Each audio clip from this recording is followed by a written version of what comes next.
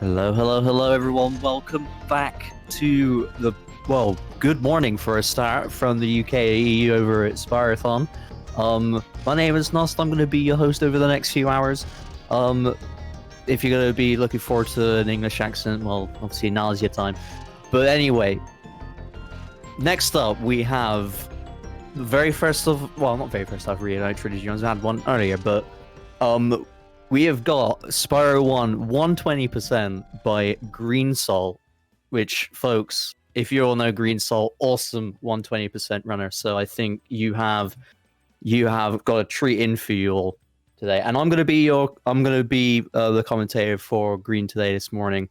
We're all just shaking up a little bit more because it's nice and good early morning for us all. So hopefully we're all gonna be shaking off a bit of the morning dust and the morning soul dew.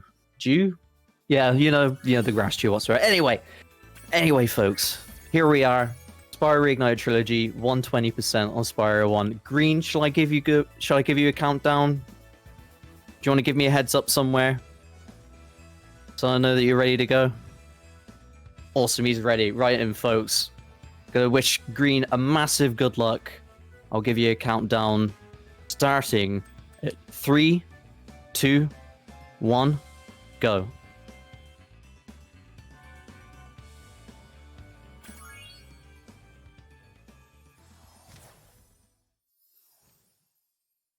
Brilliant. I started the timer a little bit early then. Whoops, my bad.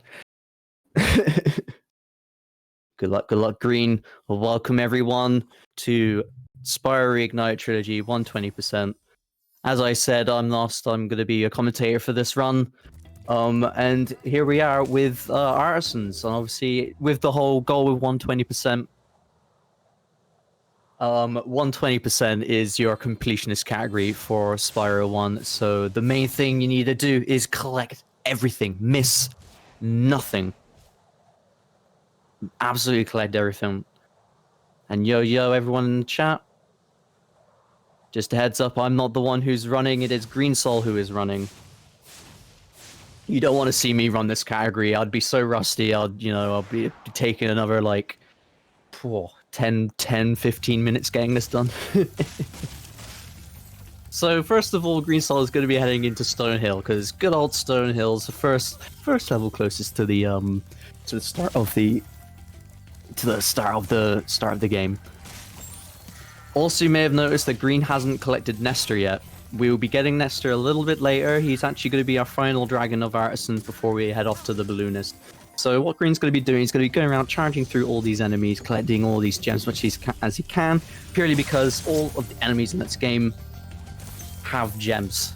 Because one of the things that Nasty has done is he has turned all of his warriors from treasure for his cause. So, gotta make sure to collect all of these lovely gems back. So what Green's gonna have to do, again, going through each how do I explain it? Gonna have to go through each requirement as well. So you have still got the typical, 10 dragons leaving Artisans, 12,000 gems leaving 1200 gems leaving Peacekeepers, 5 eggs for Magic Crafters. Oh, Green's just missed that little animation trick there. Hopefully he gets it this time. There we go. Nice.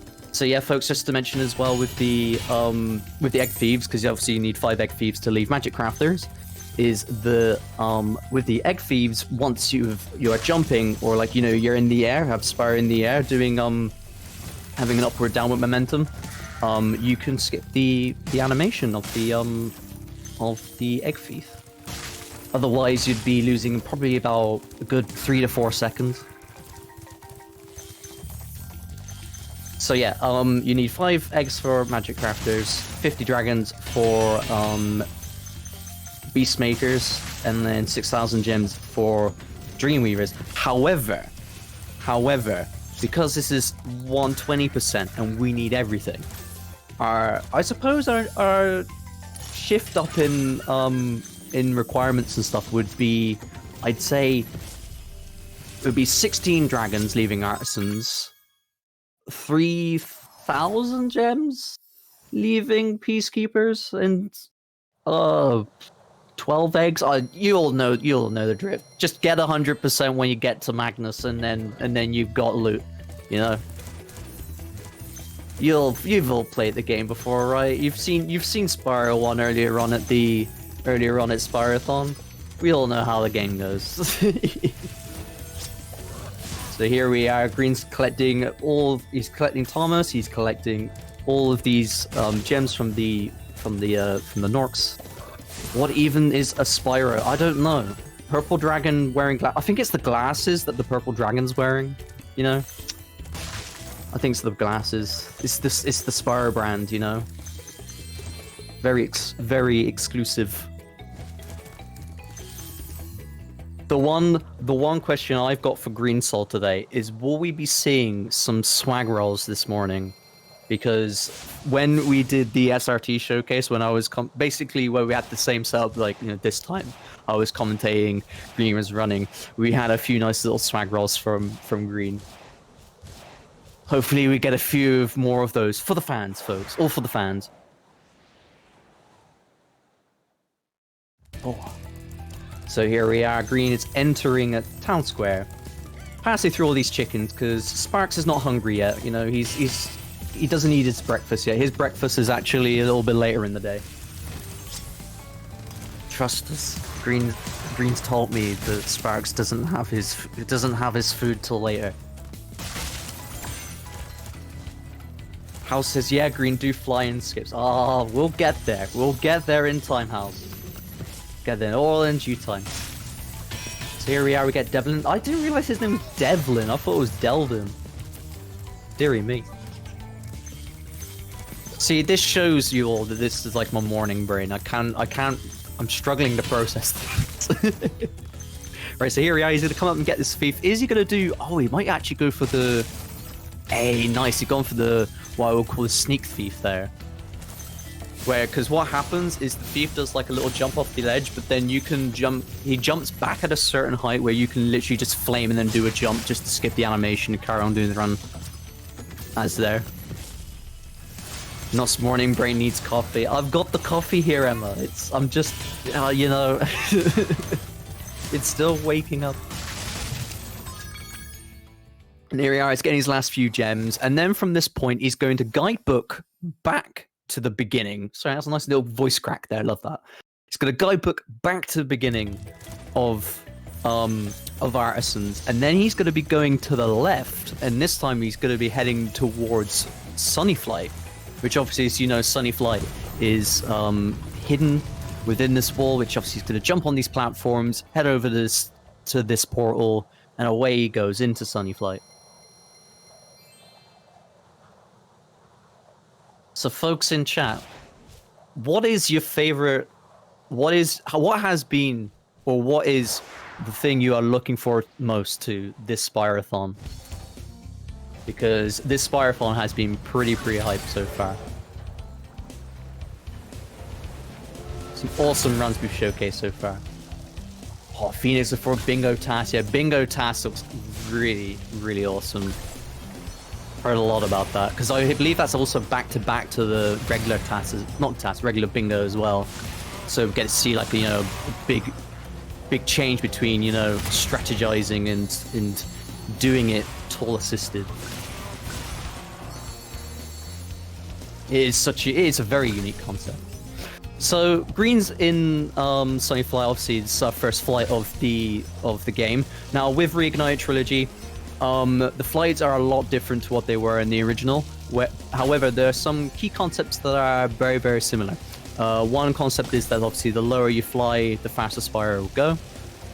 However, a few things that are significantly different is when you can charge in Reignited Trilogy's flights, which obviously allows you to turn a lot quicker. Same with bonking as well. Will we see Green get this animation skip coming up though? Hopefully he gets it. I know he can get it. Come on, dude. Oh, no. Just missed it. That's my fault. Blame me for that, folks. Blame me for everything. Never preempt. Allow the runner to do his own thing.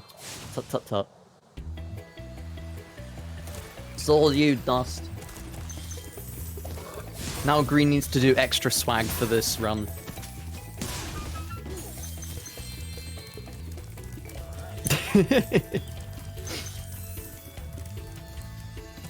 I'm really also excited for oh, was that something I saw he was gonna do there? Ooh, nice. So yeah, that's another thing I should mention as well. Obviously, with the fact that what he could do is he could try and go for some flying skips. Flying skips does save on real time. Oh, green, I should ask. Because I should have asked you this beforehand. Are you timing this on your side as well, or are you just doing it straight from? Oh yeah, I'll wait for him to finish up what he needs to do, and then he'll let me know. Basically, I'm wondering if he's got his loadless timer up on his side as well. Because as you all know, in Reignite Trilogy, we have he'll answer when we get to a load screen, you know. Because with Reignite Trilogy, some of the load screens are a little bit long. Yeah, that was 100% my fault. With the preemptive animation skip.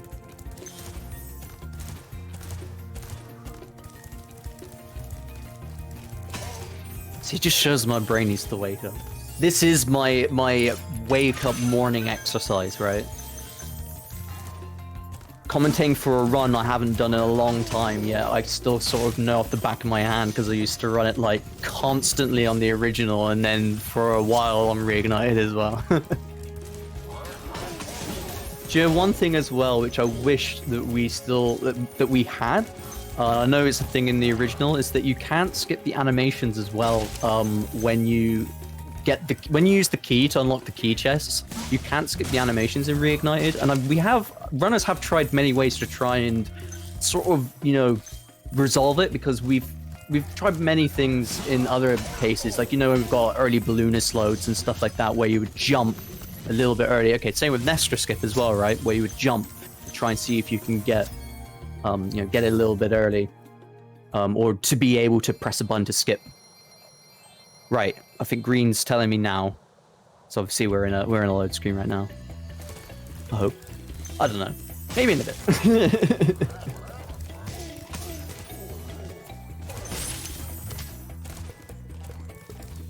Skill point acquired.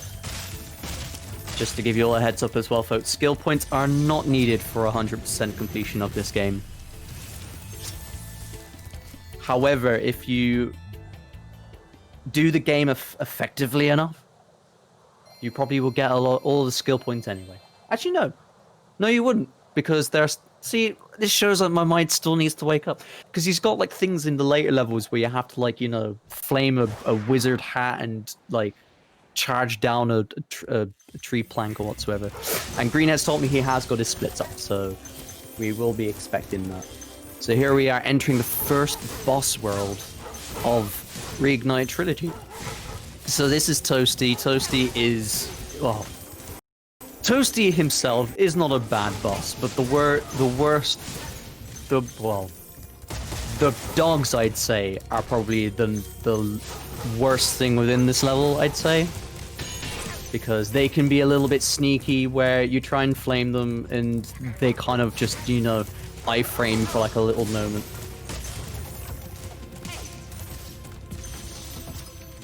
And I feel like they get a little bit worse as well with different frame rates. Here we are, he gets Nevin, this is the 15th dragon. Here we are at the boss level. And yeah, where you're completely right, it's like the only enemy that you have to like flame them twice to be able to get them. Oh yeah, House, is that the one where you have to write for like 10 seconds? 10 seconds, that's the one, isn't it? Hey, there we go! For the fans, folks, for the fans. He got in that swag roll. Get in, Green. So here you go, he's gonna warp right back to the beginning of Artisans again, just so he can get this Nestor skip. So, hi Nestor, bye Nestor, and ooh! Right, I should explain what happened there. So, that wasn't swag on Green's part, but that was a little bit of swag from the game's part there. So what Green got there is what I would call a camera spin, where basically if Spyro doesn't fully get back to his, like, waiting position at the beginning of the cutscene, the camera was still snapped to the back of Spyro, and basically he'll just face completely the other way as usual, and then obviously you have to get the. He would still try and spin himself back to the right location, right direction to look at. So that's why the camera and Spyro himself would just do a little spin while you get back into regular gameplay. And there we are, folks. That is Artisans done. Awesome stuff, Green. And here we are entering Peacekeepers. Peacekeepers is where the difficulty starts ramping up just a little bit. But he's gonna keep on going, getting a lot of these gems. He's gonna do this little jump across the lake here, because this is sort of like a little sequence break, I guess, just to get to Night Flight a little bit early. It's the Reignite trilogy's answer to the OG's use of to get to like the Night Flight skip, which would have been the Night Flight wall glide. Thankfully, though, this is a lot easier than the Night Flight wall glide. Trust me, I used to do that wall glide all the time, and consistency was never there. It hurts deep inside.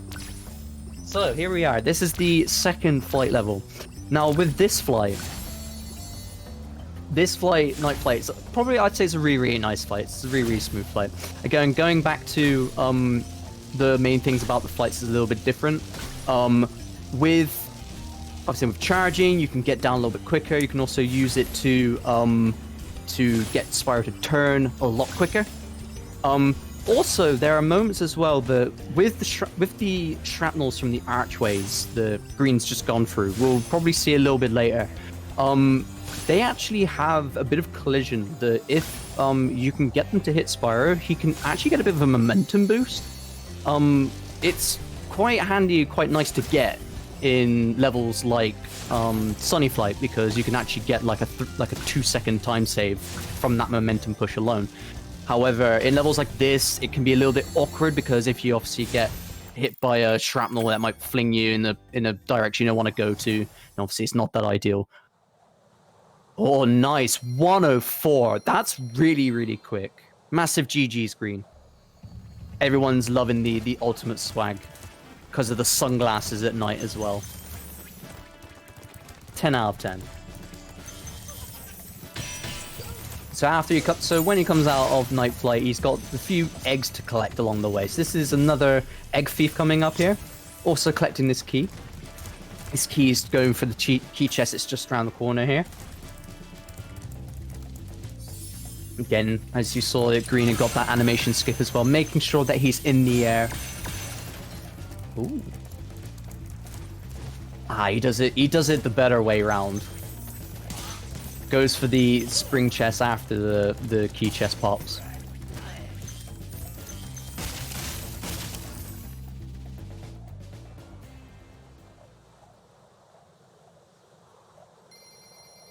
And here we are entering Dry Canyon.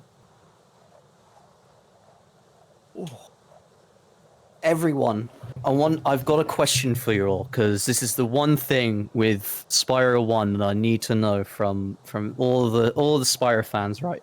Who is the best dragon in Spyro Reignite trilogy? Especially in Spyro 1. I'd love to hear your answers. Because it's from the speedrunner's side, there is a debate, basically. In the SRT side, there's a debate.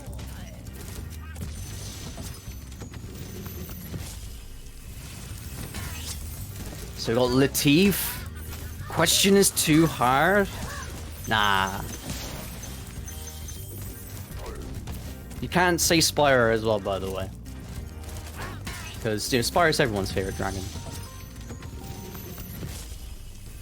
House says Magnus.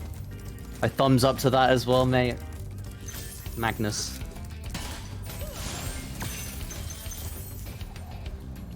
Magnus or Bubba, probably, yeah. I can tell you Green's favorite is Magnus as well. Oh, we might get a little camera spin here again. Yep, there we go. So again, you see that there are moments where Spyro just doesn't fully get back to his position where he's meant to get to. So the game will just flip the camera back to from the position where he's got to. So he's gonna go right. So Green's gonna go for another animation skipper for the thieves. Nice and quick.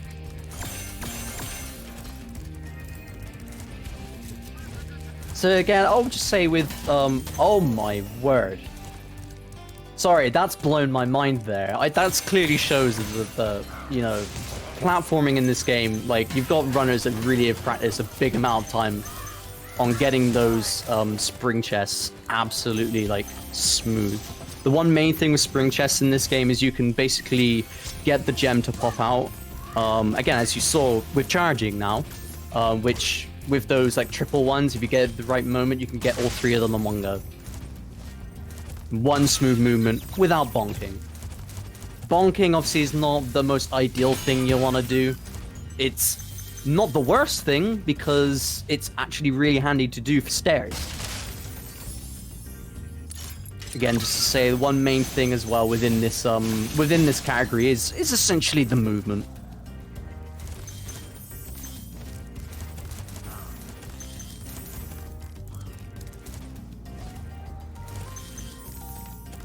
So after he's got the key chest, he's going to be heading over, getting these last few gems, getting a few enemies at the left-hand side of the building, the hut where Ivor was. And then he's going to exit on level. And then we're going to be heading over to Clifftown. Now, Clifftown is hopefully our first example of the flying skip we'll be able to see, hopefully. Flying skip is a very nice trick. It's not the easiest thing to get, but it is very frame dependent, and he gets it on the second frame, on the second pause even, I should say. Nice one, Green. So folks, just to explain what the flying skip is. When you get Spyro to basically touch the portal, but not exactly enter it, when Spyro touches it and you pause on the right frame, the game basically caches the information as if you were in Clifftown at the pause menu. So what you could then do is you have 2 options. You obviously have your exit level, which if you do will break the game completely, or you have quit game. When you quit game and then reload back in, you essentially skip a load screen, which obviously real-time wise will save you the loads. But because we have obviously our loadless timer, it also say, ooh, that was a shame there, Green. Don't worry, you can recover that back, mate. Tiny little hiccup just means you have to get the thief from this side. Yeah, nice recovery there, dude. Nice recovery. Got the firework yet as well? I don't believe you got the firework as well, Green. Just a heads up. Yep, he's gonna go back for it. Nice. Yeah, don't want to forget that one because the firework is the chest for the firework is obviously at the top section, and we don't want him going to that top section with the indestructible box not being broken, because then he'll be losing a little bit of time and a few gems on that way. Cool. But yeah, with the flying skips, obviously you're able to skip load screens. But what's most important as well with our loadless timer is you can actually skip he's done another swag roll. Nice one, Green. For the fans. You're actually able to skip the flying animation. That's why we call it the flying skip. That flying animation is actually really crucial because with the loadless timer actually starts during that flying animation. And there's 3 levels, which is very crucial for us to do that in, which is Clifftown, Misty Bog, and Nasty North, because those are the longest flying animations in the entire game. I don't know if Green's going to also be doing it on Alpine, because I heard that a few runners also do it on Alpine as well, mainly just to line up cycles nicely. And it does save like a little bit of time, but it's not a massive amount even if you miss it on the loadless. I should probably also explain about loadless as well, shouldn't I? So basically, folks, on Reignite Trilogy, we've got 3 sets of timing. If you've seen Sable's run at the beginning of the Spyrothon event, she may have mentioned to you about the crucial timer for console runs, which is the in-game timer, which is basically the speedrun timer that consoles will use to obviously time how long you're playing in the game. It's not exactly the most reliable thing out there, purely because there's many things about the in-game timer which would pause and restart, basically things that are down to the runner's control. So it's not like a true representation of the in-game time. So when PC came out, big shout outs to Dino Pony, we were able to fix that by basically allowing the timer to look into the game's memory at certain flags when entering levels, to obviously be able to specifically real time and, you know, take snapshots on or auto split at when you're entering level. So here we are. Green has entered the second boss of the game. This is Shemp. Also, obviously, I should mention as well, your real timer, which is the time you'll see on the screen as well. So this will include everything like loads and everything else. Because, you know, this is a marathon run, right? Gotta have that good old RTA timer. So as you can see, Green's missing a lot of these enemies purely because when you miss them, their gems will auto home when they die, which is a really nice feature that we have in Reignited, just so that we can, you know, it's a bit of peace of mind with those enemies. And obviously you've got these big mamas as well. These big mamas, you have to flame those. I feel like I'm waking up a little bit now, it's nice. So folks, we have Shemp, just to give Spyrothon a preemptive warning. And there we go, we've just flagged the stream for nudity.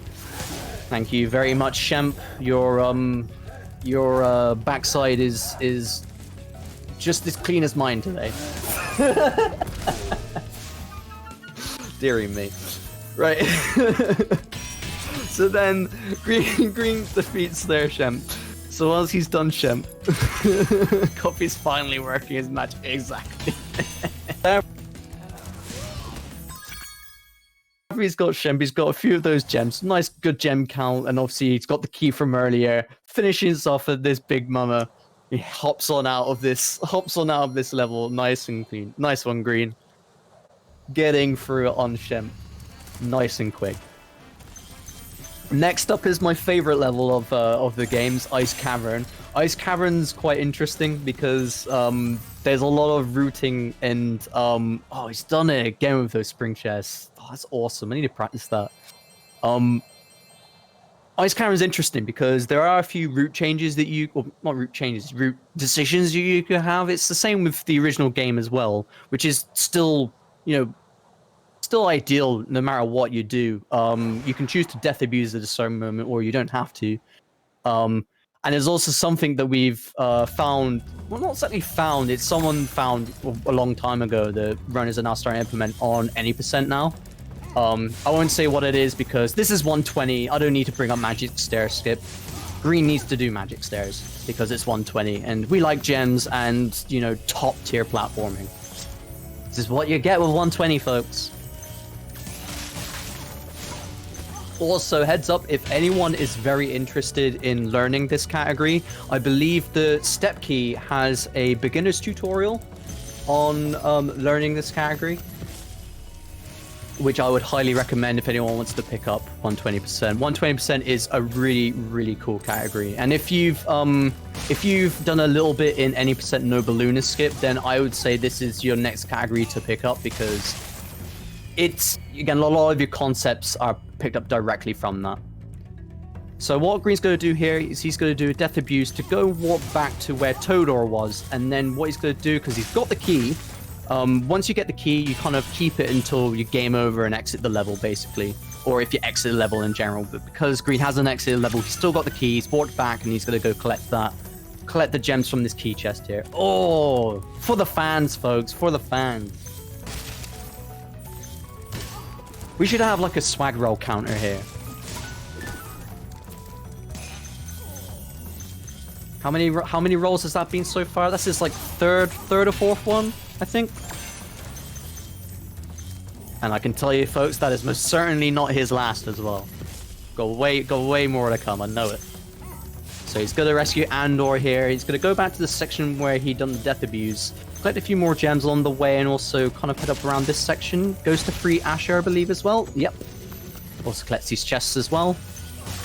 and then he's going to go do some magic stairs. So magic stairs and reignited, which is obviously the platforming section here. MAGIC, nice one, dude. Magic stairs and reignited is actually a little bit nicer because you can basically time your cross presses, your X presses even whatsoever, or your jump button presses, I should say, because I don't want to discriminate against any of the Xbox controller runners as well, folks. I'm just saying because I'm a PlayStation controller runner. And also, we do have keyboard and mouse runners as well, folks. I have not done it, but all I know is I want to experience it because it's a lot different from what I hear. Platforming with keyboard and mouse. I can't think on that, you know. And there he is. He's done Ice Cavern. And out he goes. So Green's going to be heading up to near the end of Peacekeepers coming up here. He'll be finishing off on 3,000 gems when he'll be getting to Gosnold. One thing I should also mention with Gosnold is he's the only balloonist as well that when you talk to him, he only has one line of dialogue, so you have to make sure you kind of, you know, you don't do too many inputs at that certain moment. Green got a little bit of unfortunate RNG there, but that's okay. Another thing as well, Green's also going to do something very interesting. He's going to get Spyro to enter in on the side, so you can all see that Spyro's tail's poking out of the basket.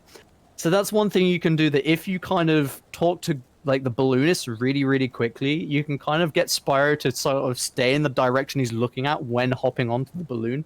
Which also, when he hop off, he'll be pointing in that direction, so we'll have to make sure that Spyro's not pointing backwards. Which, if he is, it just means that, you know, Green's got to do a bit of turning around, which is just what he does. Nice. And now obviously got another thief coming into Magic Crafters. There we go. Nice and clean. So another thing I should also mention as well is another trick, which is more of a loadless timer thing.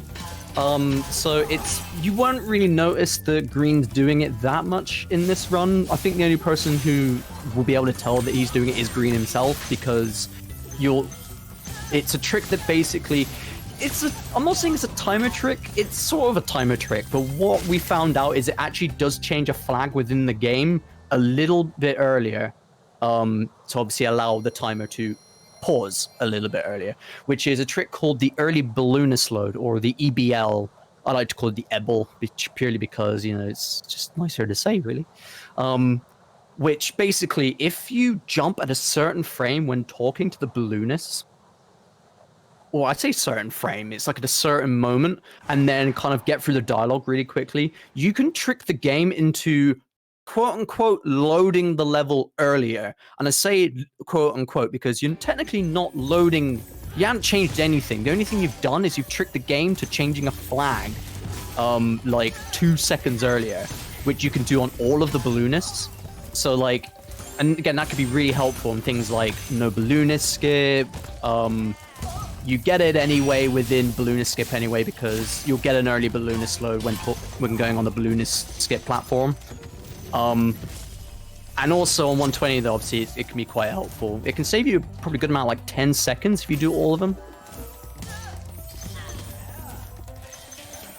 But again, we won't know if Green's doing them. Only Green himself will know that he's doing them because of the loadless time he's got on his side. Right, so we have got Alpine Ridge now. So to any of you PC runners, just again, heads up, this is a PC run, as you can see on the screen, as Green is doing. Who knows what happens if you run this game at 60 frames a second? What happens to this level when you're playing this game at 60 frames a second? I don't know which frame rate Green's playing this at. I believe he's playing it in 50 or 59, possibly. Because he hasn't got his counter on the screen, which is fine, you know, that's completely acceptable. He'll probably let me know in a moment during a load screen. But basically, at 60 frames a second, the one issue that we've got within Reignite Trilogy is it's sort of a problem, because I don't know if it's something that the developers tested back when this game was released for the PC. But some of the wizards, their cycles actually break within this level at 60 frames a second, which is a little bit unfortunate.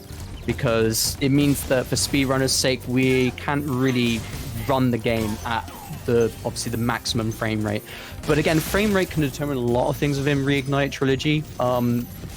It's weird because you sort of want to find a nice little mid ground. I'll get onto it in a little bit moment when Green's exiting level, because coming up here is the hardest thief in the game.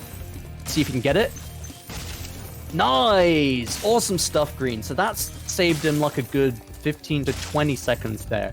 So basically, that thief, the Alpine Ridge thief, even though in OG it's the easiest thief in the game because you can glide through a wall and then just snipe it from behind, in Reignited, that wall is solid, so we cannot miss it. What Green has done there is obviously still able to show that you can do the animation skip and get it early, which if you get it early means that you can stop. You don't have to chase 1 or 2 cycles around, which would like make you lose like a good amount of time, like 15 to 20 seconds. It's not the best. So that he's got that, that's a really, really good sign. It's a very, very clean run so far, Green. Keep it up. Got another thief coming up here. This is our NBS backup thief, which obviously you still need to do because it's 120 what we're doing right now. And Green's going to show that you can use a supercharge to get to a key chest. This nice little key chest here, which you don't need a key for. There you go. Pops nice with the supercharge, and off he goes, going back to high caves. He was told that 50 frames a second is what most players run for 120%. Is that right? That is correct, Hoodies. So with 50 frames a second, obviously, as you can see, the game looks quite smooth. I believe Green's running this in around 50 frames, but again, game looks rather smooth. Your inputs will also be a lot more smoother as well, because obviously down to what you'd be putting in within snippets of time. What main differences you do get though is obviously when you're at higher frame rates, Spyro's jumps are a lot harder to do. They're a lot lower actually, because for some reason the frame rate and physics are tied to each other. However, one really crucial thing that is kind of nice to have within 120 is that gems will drop quicker the higher the frame rate. That's one thing that's really, really crucial. Yeah, House is also correct too. Wall glides are also a lot better in higher frame rates as well. However, with lower frame rates, obviously, as I said, jumping's higher, and also at lower frame rates, you get a better chance of getting flying skips. So, like, this is why I'm saying that it's nice to get a good mid-ground, I'd say, with the frame rates, because the higher the better, and also the lower the better. So, you know, mid-ground generally would be the best, I'd say. We've also got what Green's going to come up here in high caves, because obviously we're now being introduced into the supercharge mechanic of this game. So now supercharge is very interesting because in Reignite Trilogy, it's actually really manipulatable, because the momentum you can sort of abuse if you can get Spyro to sort of hug certain collisions. Like obviously of the geometry, if like hugs the geometry, like the edge, you can kind of get Spyro to slow down while also having the supercharged state. So you can kind of get really fast acceleration, which hopefully we're going to see Green do now. This is a very, very nice trick coming up here. This is, I suppose we could call quick caves. I would say bike caves, but that's what we call it in OG. There is also a fairyless method of doing this, but I know a lot of runners opt out of doing fairyless just because it's not the easiest. It's not the easiest and most reliable thing to do. So far, this is the most optimal route we've got for high caves.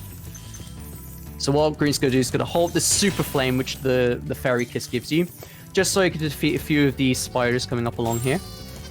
Then he's going to obviously collect a few gems all the way back to where he would collect supercharge. And then because he's got 358 gems, and he's going to head on back to this left-hand side to get to Cedric, I believe. Good morning, Step. Step gives you the good luck, Green. We're hoping that Green's going to be showing you all some nice swag rolls for today, folks. You know, for the fans. So what we've got coming up here as well is another little trick that we've got, which is what Green's done there, which you might have just seen off screen, is he's just collected an egg by using the fan chest to basically bop the top of the thief, and while he's doing that, he was also in the air, so he doesn't get any animation during that, which is nice. The fan chest is also really, really helpful as well. That's true. Yeah, I did mention as well, Stepkey, that you had made a guide as well.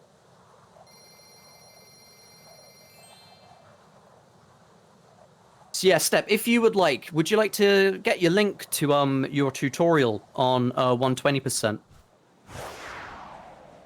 Ah, nice one. Thank you, Hoodies. So here we are. Green has entered Wizard Peak. Now, Wizard Peak is an interesting level because it's... Again, we got more supercharged, focus along here, but also we've got some interesting platforming sections as well, because a lot of the gems and enemies are scattered about. There's a little trick coming up that Green's going to be using with supercharge, which allows you to get to one of the enemies a little bit quicker. Again, using that abusable, I suppose, supercharged state. Because one thing as well that supercharge is really nice for is it will allow you to turn, you can kind of turn a lot sharper when you first get supercharged, to then allow you to kind of, turn back around and do a nice little jump over to sort of, skip having to do some really long platforming, which will waste you a bit of seconds. This is what you're going to do nice here. Awesome. And there we are. That was nice and smooth there, Green. Awesome stuff.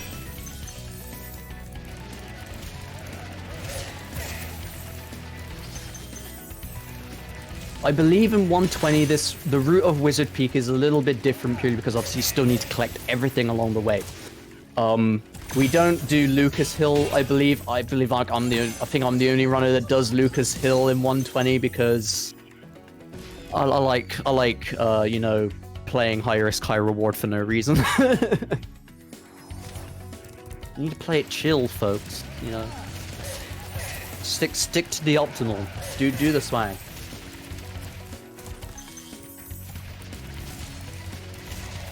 Make sure not to forget those 2 gems. It'd be nice and elusive sometimes. Brilliant. That was a nice supercharge cancel as well.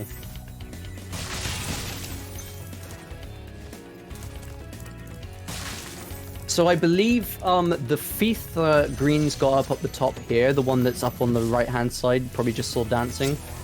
Is the final thief of the game, actually. The final egg thief of the game. So once you've collected him, you've practically you don't need to worry about eggs whatsoever. Ooh, Sage asks, what's the hardest part of 120%? That's a very interesting question, actually. I would open this up to other 120 runners, what they think is also a hard part of 120%. Because there are a few things that... Obviously, you got a lot of platforming things that's quite crucial. High cap and loop, maybe? Yeah, I'd say high cap is quite a challenge. But it's one of those things that once you kind of practice, it can be, nice and consistent. I know that a lot of other runs in Reignite Trilogy does have a lot of high cap breaking as well. Oh. And there we are, going from the back of Crystal Flight. Reason being is when Green will exit Crystal Flight, he will be exiting it from the front, which would then make him fly straight in to Boulder, which would be the dragon just in front. Again, a little bit of an homage to what I would say would be Dragon Skip and OG, but we don't have Dragon Skip sadly in this game, so we have to just free him from a bit of an interesting side.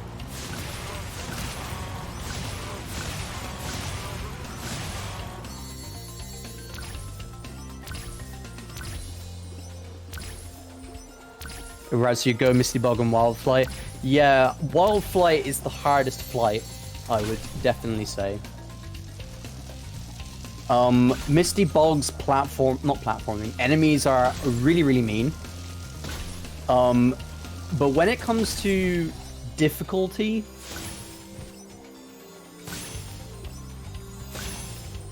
actually, yeah, high cap's quite difficult.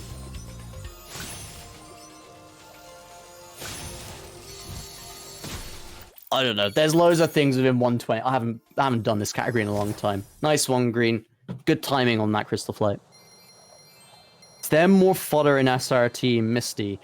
I don't believe so, DZ. It's the same amount of fodder in the same locations.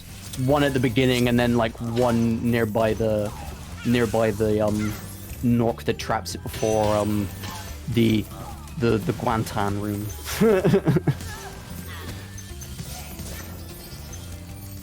Am I allowed to say that? I don't know if I'm allowed to say that. I'm not sure.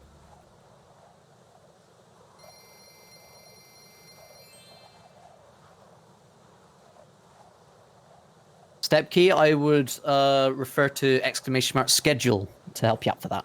It's tomorrow. But if you go and look on the schedule page, you'll be able to find out in your own time then.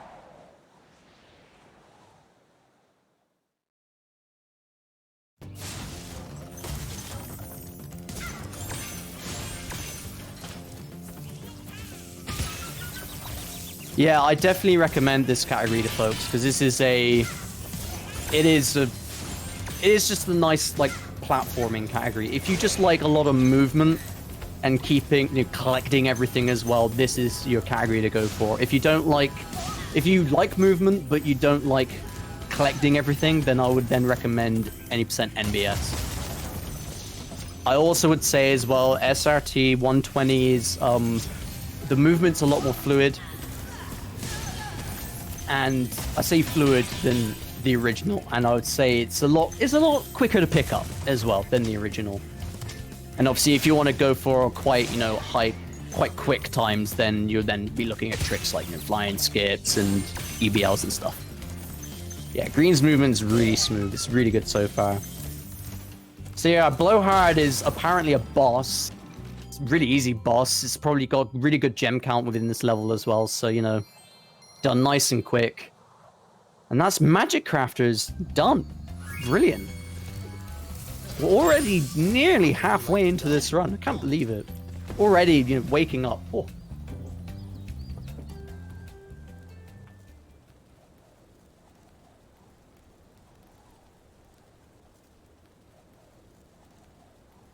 So next up, we've got Beastmakers. So Beastmakers is again where you see that the difficulty starts ramping up a little bit more, and where the game will start testing you on all aspects of the platforming. So this will include things like, all of the supercharging, flaming, cycles and timing.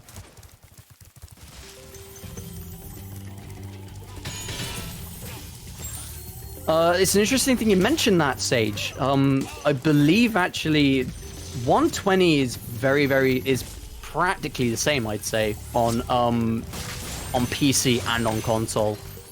The only category where it's a little bit different is any percent Noble Luna skip, because we've got a wall glide in PC and you don't have the wall glide in on console.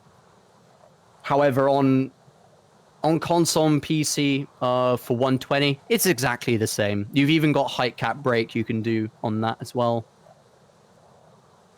The only main difference that you do have is that your load times will be different, basically. They'll be a lot worse on console. So if you have the game on console, definitely check out this category as well. I believe we do have runners on that as well. Again, if anyone wants to join in running this game, feel free to do so, because we have active communities on both PC and console. A lot of the tricks can be similar. There's probably, I would recommend PC just because it is the most up-to-date version of the game. But again, console still is still very clean, The only exception would be, like what Sable did at the beginning of Spyrothon, which is 80 dragons on console, purely because, and any percent on console, probably NBS as well, purely because you've got a little bit of an exception because of version 1.0, which is the disc version from when the game first came out, which obviously allows you to do fairy storage, which you can't do anymore because that was patched long ago. So here we are with Terrace Village. Terrace Village is when we start to notice. I should have mentioned as well, from Magic Crafters onwards, you do get a lot of cycles being on focus. These zap pads, oh, there you go. For the fans, folks, he's just done another swag roll. definitely wearing those sunglasses with pride there. So yeah, the timing of these zap pads are actually quite awkward because the most optimal and ideal thing to do is to try and get across all of these zap pads without obviously getting hit. You can get a little bit of a manipulation where if you are able to do like a charge jump and flame like the dude while the pad's like still being zapped, Spyro kind of gets some iframes for some interesting reason where he doesn't actually get hit by the pad. That was very good timing there, Green. That was very close. Had me on edge there.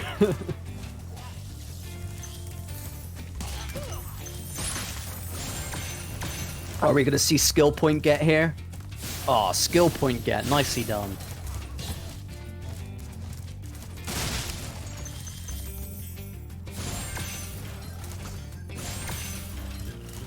Again, as what I say with this run, like, I'm not saying there's not much for me to commentate. There's not really much for me to explain what's going on the screen, because most of what it is literally movement. It is literally you play the game as quick as you can. You keep a route in mind of like knowing what you're doing, and obviously you just go quick. And most of what this is practice, you know, folks. So if you want to pick up this game, you want to keep on, trying to get to that high times. Practice, practice, practice, practice, practice.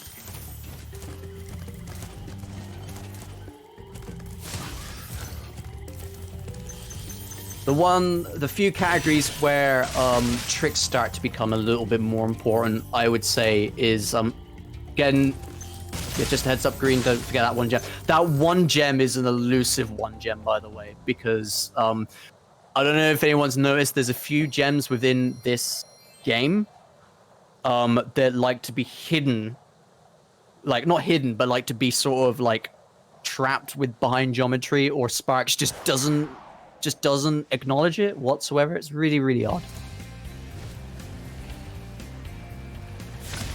Let's see a controller overlay on this.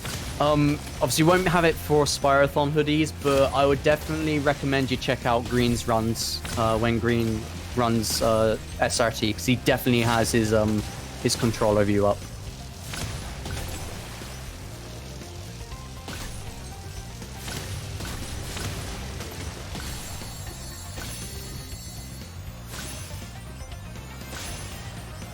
There isn't much supposed to start asking a mechanical question. You could explain why you bonk on stairs when you climb up.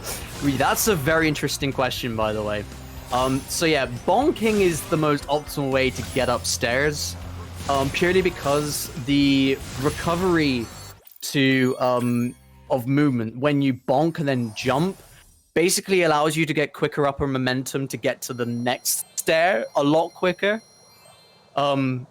That's sort of just why it gives you like a little bit of upper momentum quicker when you're bonking, rather than if you were to just, you know, try and do like a charge jump onto it, or just jumping normally.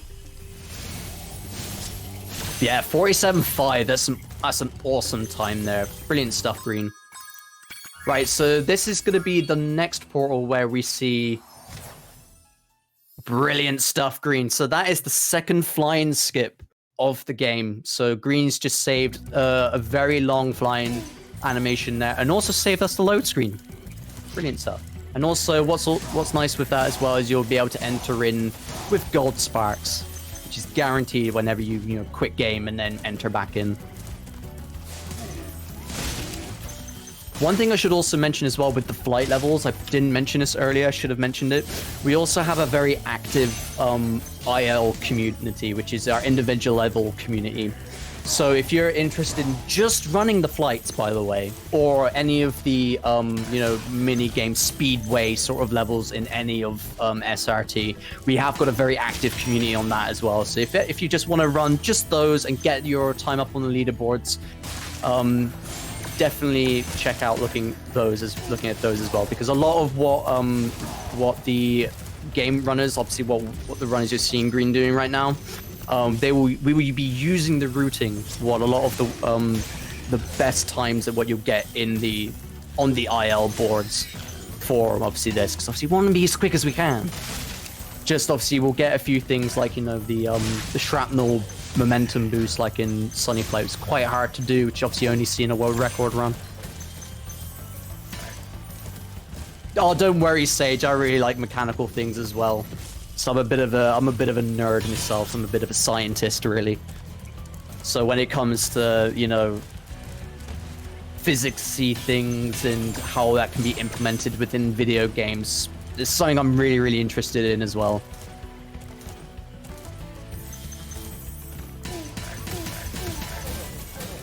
Another very interesting thing as well is, like, when I always like to ask the question when doing, when playing the game, movement-wise, is when is the most optimal time to basically glide instead of charge jump if it's only like a short distance? Do you know what I mean? So, like, sir, I like to say charging is faster than gliding, right? So if you can charge jump rather than glide. However, there are certain moments within the game where you have to glide because you are not going to be able to make the distance. Right, so here we are, folks. This is Guantan. This is Hell Room, as what a lot of people like to call, because it's just awkward. However, I think Green's going to make very light work of it. Awesome stuff, Green. That was absolutely spot on. In OG, that room is literally hell. But obviously in Reignite Trilogy, he's made very light work of that. Brilliant stuff. And that is Misty Bog. That is one of the hardest levels done very, very smoothly, with the flying skip as well. Brilliant stuff, Green. And obviously there's the I suppose the insta-death bull. Boar even, suicide boar? I don't know. Just because it's the same with OG as well. When you come out of Beastmakers, that boar just dies for some reason on his own, gives you a gem. So you said FPS and physics are connected. So the higher FPS, the lower Spyro jumps. Is that because the animation is faster? I'm not entirely sure, really. I wouldn't say so, because the animation is a set time within the game, right? It's played a little bit more optimally, I suppose. Oh, Green didn't get to do the cutscene skip. That's a shame. Basically, folks, another new thing we've got that we found recently as well within Reignite is that you can actually skip the cutscene, that beginning cutscene. Instead of walking forward or stopping, you walk backwards and walk around the trigger, and you can completely skip that cutscene and go straight into charging the chargy leggy dudes.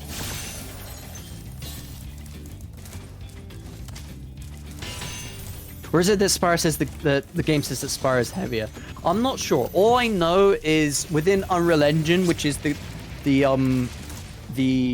basically the engine which the game is built on, you have. I know that with the player controller, you can have set determined, or the player actor, you can have set determined, obviously physics like gravity. So maybe that to do with the frame rate, for some reason, frame rate changes the amount of gravity. You do have also falling times and jumping times as well. Apologize if you ask me, I can't answer. No, that's completely fine, Sage. It's completely fine. It's the thing I'm most interested in. It's something that I kind of would love to kind of get into the game to understand more about it. It is something which I'm most certainly interested in. So, if you're ever interested in asking questions like that in future as well, then, you know, feel free to have a chat with me more about it after the run and stuff, because this is stuff that I'm most interested in. It is sort of a game devy thing as well, I suppose. Yeah, that was a nice, quick and clean thief kill. So within Treetops as well, we've got some very neat tricks. Green's going to be doing the tree hug and the troublesome twosome. He's done the first of the troublesome because of the obviously the quick supercharge to get to the Jed section. This is tree hug he's about to do right now. Hopefully he gets it. Nice, that was perfect, Green. Awesome stuff. So with tree hug is basically if you try and it's that supercharged momentum abusing, and this is troublesome tomb who's doing right now, going back around. Shout outs to Stone Knot, because that's basically our SRT homage to it, basically. And that is Treetops done. The one trick that Green doesn't do in 120, because he's told me that he's fed up with it, and I don't blame him. It's an annoying trick sometimes. Is keyless, which is basically you can hold supercharge to get to the key chest and destroy it quickly without even needing the key, and obviously allows you to skip the key cutscene.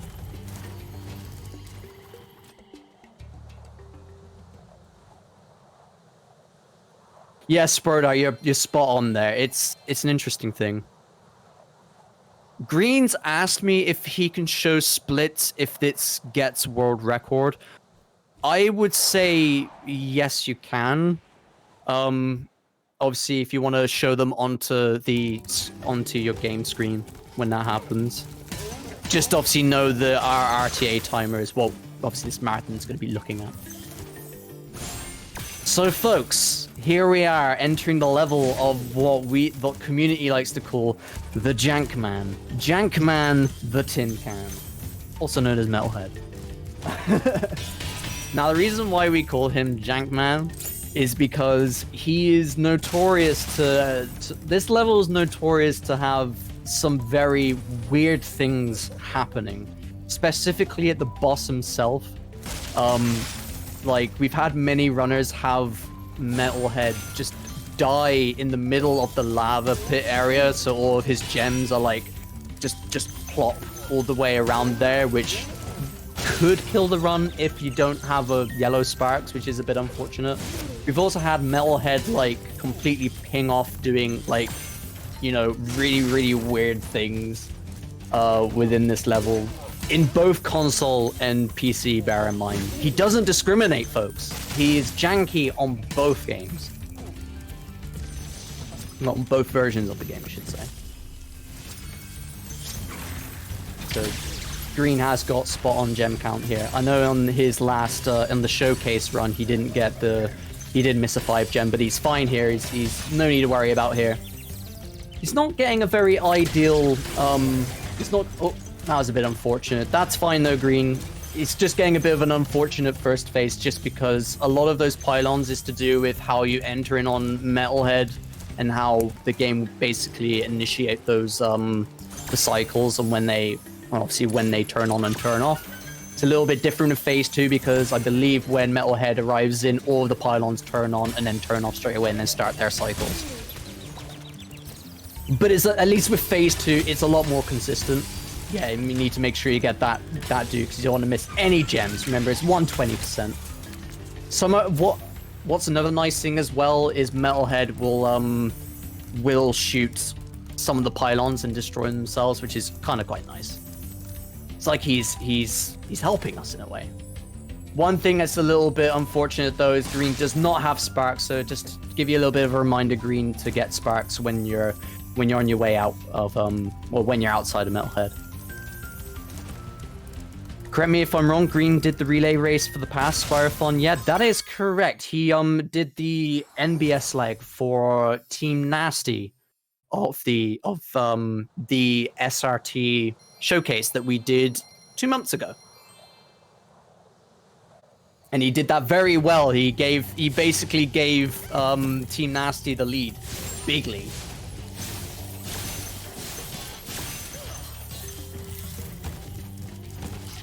Brilliant stuff. So then Green's could obviously use that I can't talk this morning. You can't use the you can use the obviously the fan chest to destroy the enemy nice and early. Oh, I need more coffee, folks. Clearly. Brilliant stuff.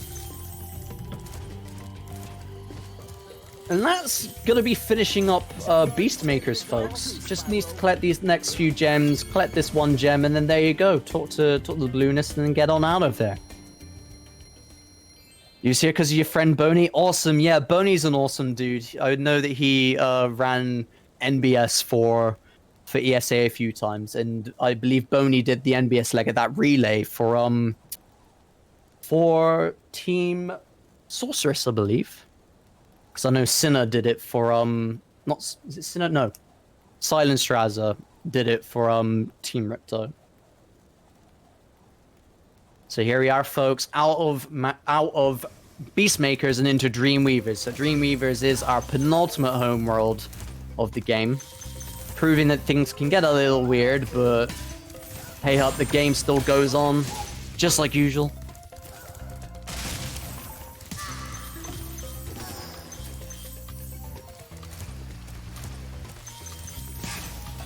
So one thing I should mention is a little bit different that we'll see Green doing as he'll be leaving Haunted Towers. You see the Green's getting everything in this section here.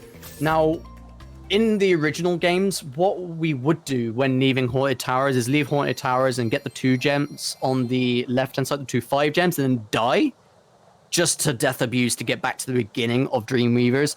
Thankfully, in Reignited, though, we've got a guidebook mechanic. So with Guidebook, when Green finishes Haunted Towers, he's got a Guidebook back to the beginning of Dreamweavers and then carry on from that position there. And obviously save us a little bit of time having to go through death animation as well.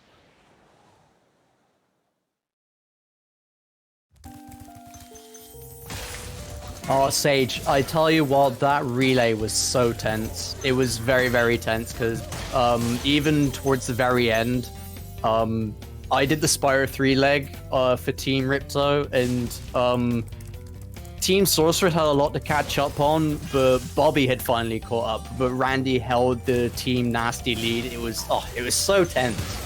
So tense. But it was brilliant nonetheless. It was really, really fun. Really fun. So here we are in Haunted Towers. Haunted Towers, what Green is going to do is he's going to get to the supercharge. He's going to do a little bit of supercharge manipulating here again to be able to double back around this trick. There we are, nice and smooth, perfect. So now that he's in this section, obviously that wasn't a game intended way, but that's completely fine because we're speedrunners. We try and do as quick as we can. What Green is now going to do is he's going to get to the thief up, the orange, not the orange thief, sorry, the orange fairy up here, because don't tell anyone, but I think Spyro seems to like orange dresses more than purple dresses for some reason. Don't ask me why. For some reason, he has infinite super hot flame with the orange fairy with the blonde hair than the other fairies for some reason. So there you are, folks. Spyro likes orange dresses. That's all I'm gonna say of that. He likes orange dresses, and that keeps him with a super hot flame for a long time. It's his favorite color. Yeah, I think so too. So basically with this super flame, this is very, very handy because it allows Green to obviously defeat everything in his path and you know, collect things a lot quicker. Like especially those chests there. You don't have to charge, you can flame and collect all the gems along the way. He'll actually be finishing this level routing-wise, getting to the... Oh, that's another thing I should mention. A lot of the routing that we have done within Reignite Trilogy does derive from the original game's routing. We just have a few little tweaks because of, obviously, a few Reignite Trilogy benefits, essentially. You know, things like Guidebook, like High Cat Break, which we'll see a little bit later, things like Flying Skip as well, all that sort of stuff. But practically, a lot of this is very the same. So, if you are an OG runner, like an OG 120 runner, and want to pick up this game, you can, because the routing is very similar. You just need to get used to the momentum, not momentum changes, the movement changes. Whereas on the other hand, if you're a 120 runner in Reignited and you want to go and pick up OG, you also can do that too. Because again, routing is very, very similar. You just need to know what tricks they're a little bit different to obviously get to certain places, and you can the movement's a lot different. It's a lot more rigid as well.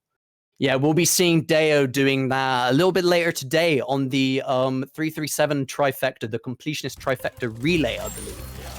So if you folks want to see, a 120 OG run, make sure to check that out later today. Exclamation mark schedule if you want to see what time it is for you on doing that. So after getting a few of those enemies, Green goes into Dark Passage. Oh.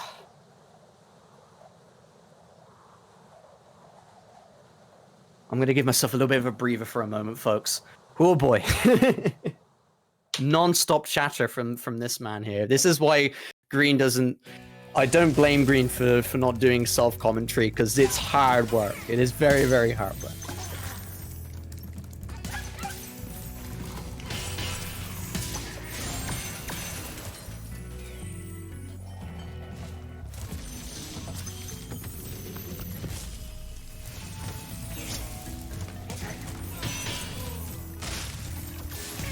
Oh, brilliant. I've just noticed what's up after Green's run as well. Brilliant stuff. So again, folks, just to let you know, I'm going to be doing not just the commentary, but I'm also going to be doing your Spyrothon hosting for the next 4 hours. So you'll still be hearing my voice introing and outroing the next few runs coming up.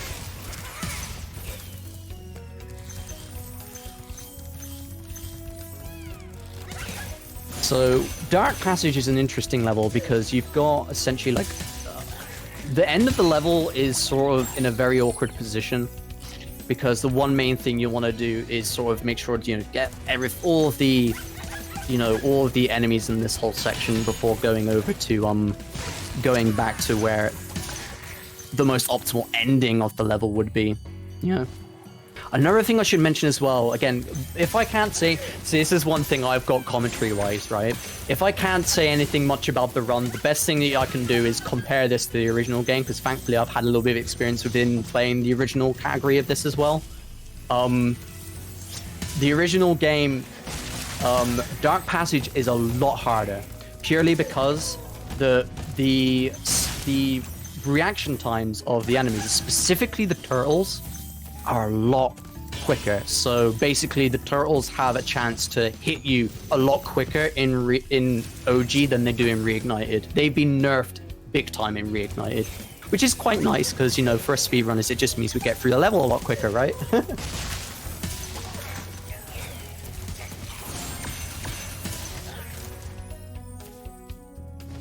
A few of these little devilly Cupid guys as well are also rather mean.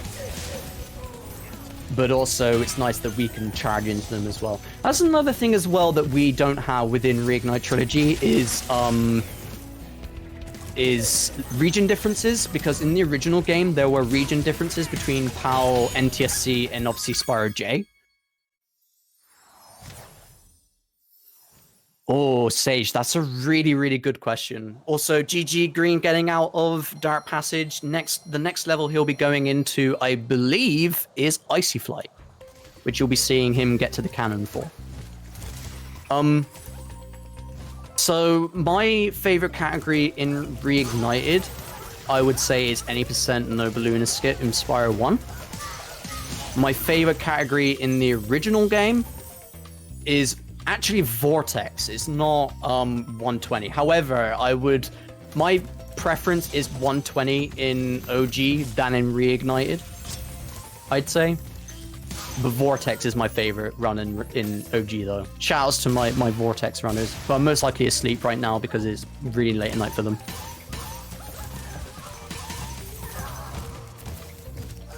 So I don't know if you lot have seen, I should also mention as well about double inputting, which is a PC specific thing I should mention as well. So on console runs, obviously you only have your one controller that you have to get to be able to move the cannon. In Reignite Trilogy, we actually have what's known as multiple input cannons, which what that allows us to do is if you basically press left or right and also on the analog stick and the D-pad, you can basically move the cannon twice the input. And what's even better is you could then extend that also to the keyboard. That if you press left or right on the analog stick, left or right on the keyboard, left or right on the D-pad, and also A or D on the keyboard as well, you can go up to quadruple input, which will allow you to move the cannon at an insane speed. But obviously, you have to have piano player hands to be able to do that. I do not have that.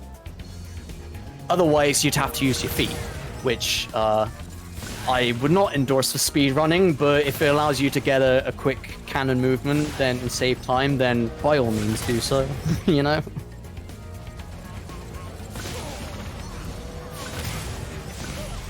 So Icy Flight, this is the final flight of the game, which again, Green is making very light work of. Awesome stuff. The one issue we have with Icy Flight is the one flight level we don't have a proper animation skip for. Even though, again, as you see, Green's done at 57 seconds in game time, which is awesome, by the way. We do have an idea how to do an animation skip. The only issue is it will waste as much time as it is setting it up, so there's no point doing it, basically. So what Green's going to do now, he's going to go straight down over to Lofty Castle. Lofty Castle's an interesting level. It's not my favorite.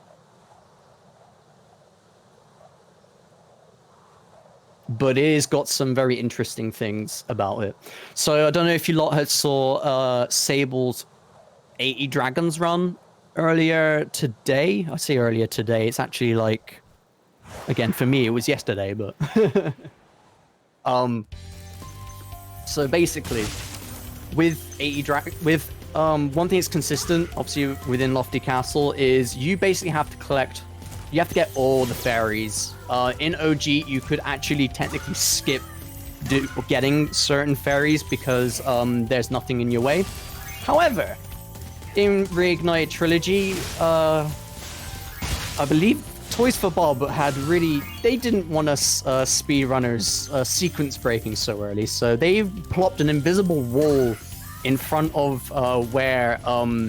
what's his name? Mudada is. Which, that was interesting. So Green has just completely skipped the whirlwind there. Because what the fairies do, obviously it opens up the invisible wall, which he's jumped across to. Obviously it's not there anymore. Is Lofty reset hell? Probably reset hell for me. The thing is though, when you get this late into the run as a 120 runner, even if the run is not doing great, I'd get to the point where I'd still finish it at this point, because, you know, you're near the end of the run anyway.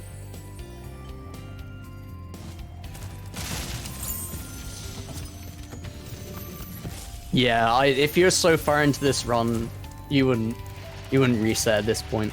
So there we are, Green gets the key, and Yuseni, and what he's going to do, he's going to take the supercharge, take a very sharp right, just because that geometry there is completely hollow and allows us to get to this section nice and quick. And now he's going to do this bottom section.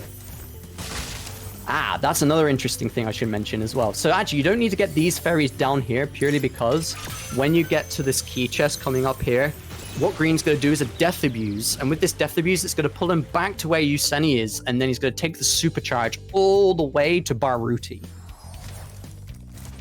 And yes, folks, I know the dragon names. I've played this. This is one of my favorite games. I've played this game too many times.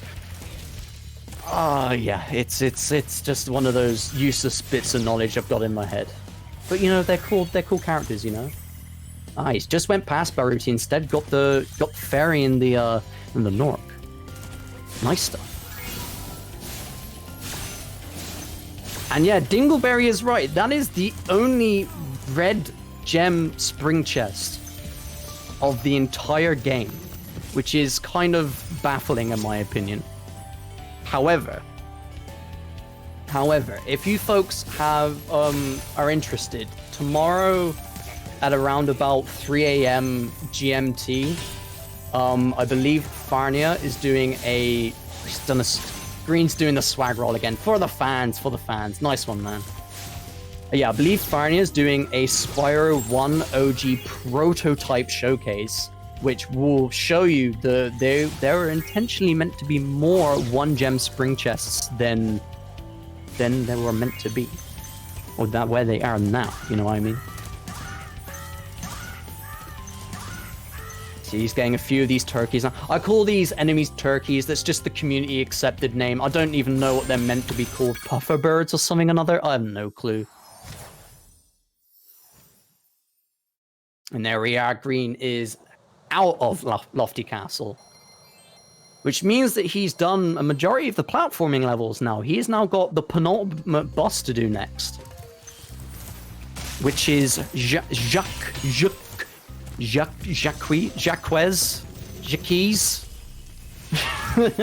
I'll leave it all to you lot in chat to determine how to name that boss. I believe it's pronounced Jacques. My accent gets in the way, so I don't like saying it in that way. It's a French word. I know Zik likes to call it Jacques,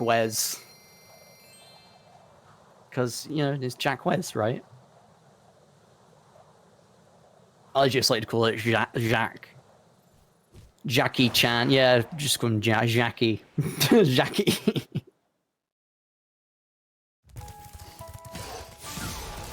You had a coworker who said Jacqueezy. Oh, that's amazing. I'm gonna have to take that now. Visit Phoenix. He is Jacqueezy the boss. Jacqueezy the devil, the demon jester dude. Because I'll be honest, this enemy is absolutely horrifying in Reignited. He looked quite hilarious in low poly OG, but like in Reignited, he is horrifying.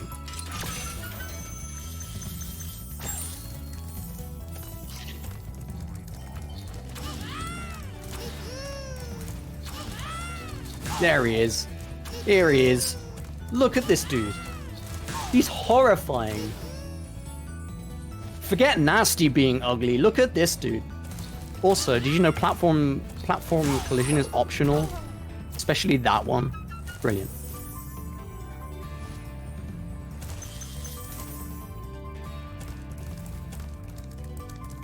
So what we're doing, we're not finishing at this end of the level, by the way.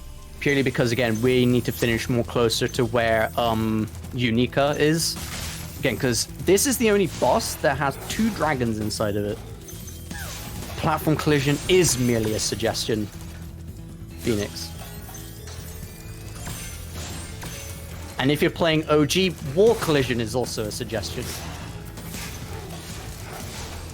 Shoutouts to Alpine Ridge. Oh yeah, hoodies. That's a brilliant fact. I love that. Because that just means that technically Nasty is weaker than all of the other bosses, yet he's your final boss. Oh, swag roll for the fans, folks.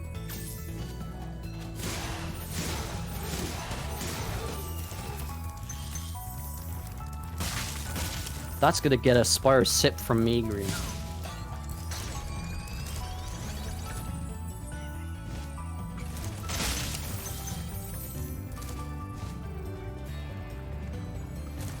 Can I also just mention as well, massive shoutouts to all of the artists that are having their art showcased on the left-hand side right now. And also massive shoutouts to Donut Doodles who had organized the Spyro 3 collab to get all of these awesome artists together to create these brilliant artworks that will be going across the site. Not to plug myself a little bit, but I did do one of the artworks as well, so you'll see that in time. I won't mention what it is. So there we are. Green is finished with Dreamweavers, nice and fast, heading over to Nasty's world. So Nasty's world is the final home world, which is where we're going to be facing off with Nasty, making sure to collect that 120%. And hoodies, how often are Spyrothons? Spyrothons are an annual event. We run these annually.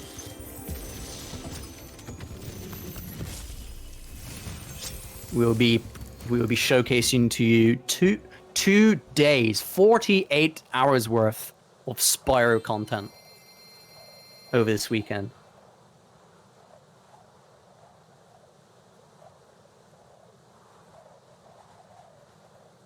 So here we are in Machinists. No, folks. No, folks. This is Nork Cove. This isn't Machinists. Again, I don't want to spoil much for the prototype. But that was the original name of this level as Machinist, or for the homeworld. So Nork Cove is an interesting level. This is where your enemies start to kind of obviously ramp up quite a lot in difficulty now. In No Balloonist Skip on PC version, we have a little bit of a an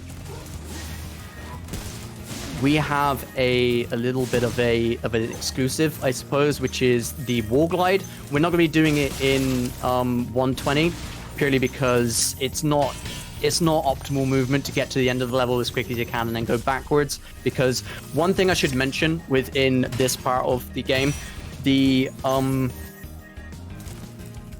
do I explain it?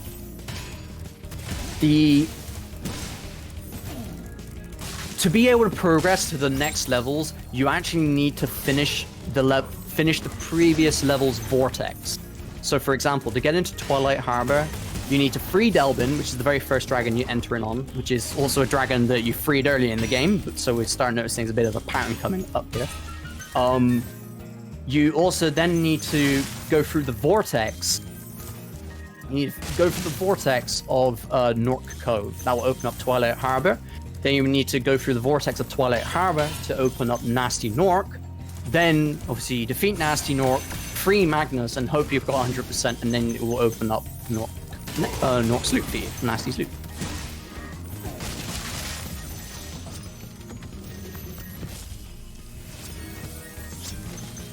I can tell you so far, Green has been spot on both gem and dragon count right now, so he's absolutely sweeping through this entire run.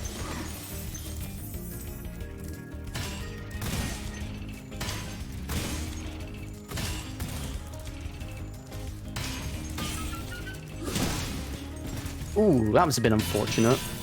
So another thing I should mention with those barrels is if you charge them from a certain position, the barrels will actually auto-home on their target. It's really, really weird.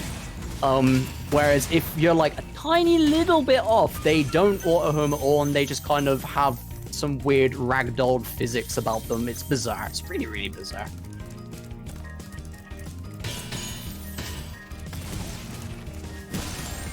Again, this game's physics, I've already talked much about that with the FPS stuff earlier. It's pretty bizarre. Nice double flame there. That was an interesting sound effect. And then brilliant. There we are. Green is 100% in Nork Cove and out of Nork Cove as quick as he can.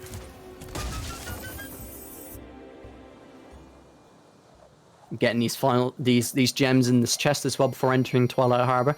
Now, actually, I just thought of another thing as well. I remember, right, even though I said it's quick to do flying skip going into Nasty Nork, you have to be very careful because if you do that flying skip, you don't collect all of the gems entering the level.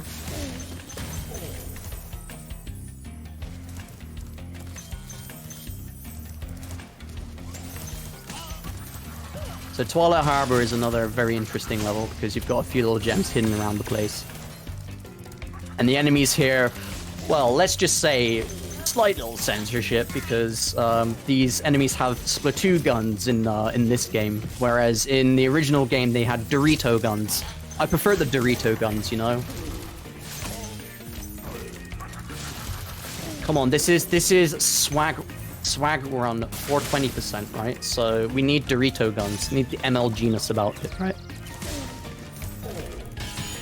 Yeah, I'm upset that we don't have Dorito guns as well. Instead, we've got Splatoon because, you know, esports / Major League Gaming question mark? I don't know. Is Splatoon an esport? I don't know if I'm even right in saying that. Deary me.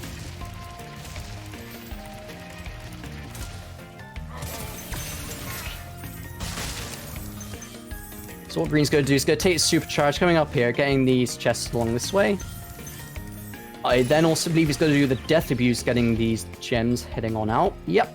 So what he's going to do is going to Death Abuse to warp back to where Cletus was. And then he's going to take the supercharge just in front of Cletus to then get the gem chest, which is obviously right at the far section. And I believe he's going to then death abuse to get back to Cletus again, trying not to get zapped by the fairy. Where yeah. Oh, I thought he was going to go and do the LKJ supercharge then, which you technically could have done.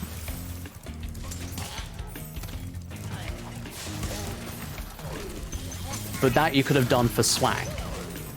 But don't worry, Green has provided you plenty of swag today. The run's end is nigh, so it's time for all of his swag to be focused in on the swaggiest trick coming up at the very end of the run, which is height cap breaking.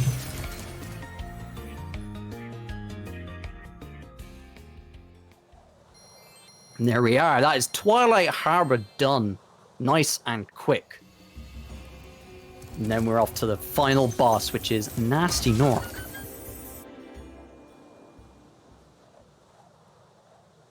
Yeah, so Green's not doing flying skip on this one, which is a very fair choice to do, just because he can get all the gems here. If he did flying skip, as much as he would have saved this flying animation coming in on here, he would have missed a few gems entering on, which would have been a bit of a shame. But, you know, gotta do what you gotta do for speed, folks, and optimization. That is the rule for speedrunning, right? So here we are. Final boss, Nasty Nork. He needs 179 gems before chasing off over to get Nasty. But the first thing he also needs to do as well is to get these thieves nice and quick. He could chase along their paths while also collecting the gems along the way, or as you can see, he's going to get them nice and fast. Just so he doesn't need to worry about chasing them later on.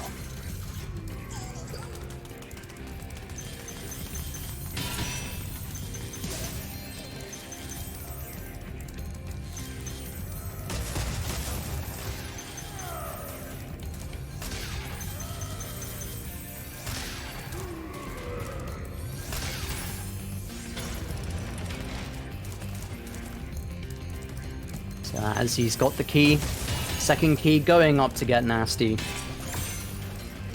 He's going to get these lots of gems coming down. So what now Green's going to do, because I believe he wants to go and do the 1.5 cycle Nasty. Now, what's a bit unfortunate, in as much as Nasty has the most gimpiest legs in compared to his OG model, he actually didn't miss leg day. Because he can run a frigging marathon. And what I mean by that is he's actually quite fast. He rubber bands from Spyro's distance. So what Green's going to do, he's going to miss a few gems, flame Nasty at that point as you saw just then. Go back and get the gems to do what would be a 1.5 cycle. 1.5 loop round of doing Nasty. Before going off to do his final section face platforming area, which is here.